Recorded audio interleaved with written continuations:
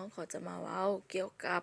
วิธีการให้ความดันเลือดจะเป็นจังไดนั้นไปติดตามกันเลยความดันของคนปกติทางเทิงจะอยู่90-140ทางลุ่มจะอยู่60-90ลงมา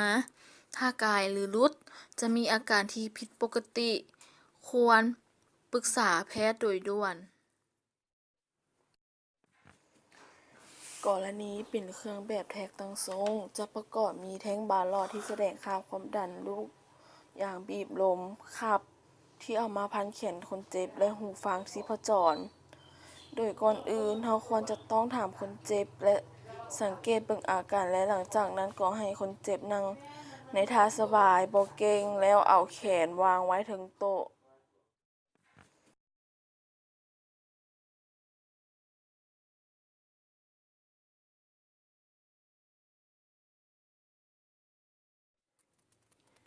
1. เอาคับมาพันคนเจ็บโดยการ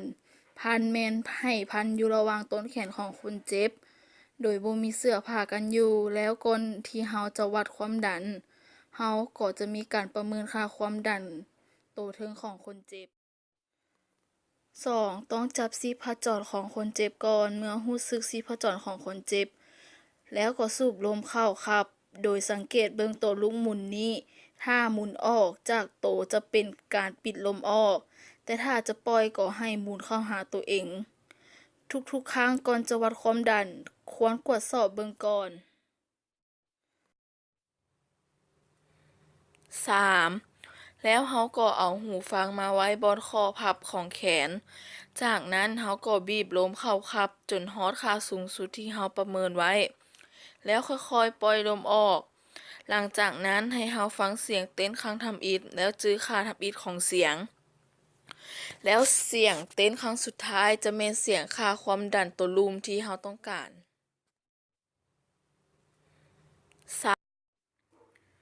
1. อย่าพันผ้าพันแขนหลมหรือแน่นเกินไป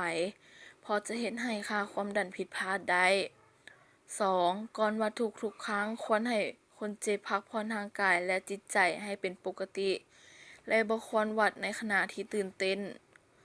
3. ถ้าพบว่าความดันสูงหรือต่ำกว่าปกติให้วัดซ้ำอีก 2-3 ครั้งเพื่อความแน่ใจ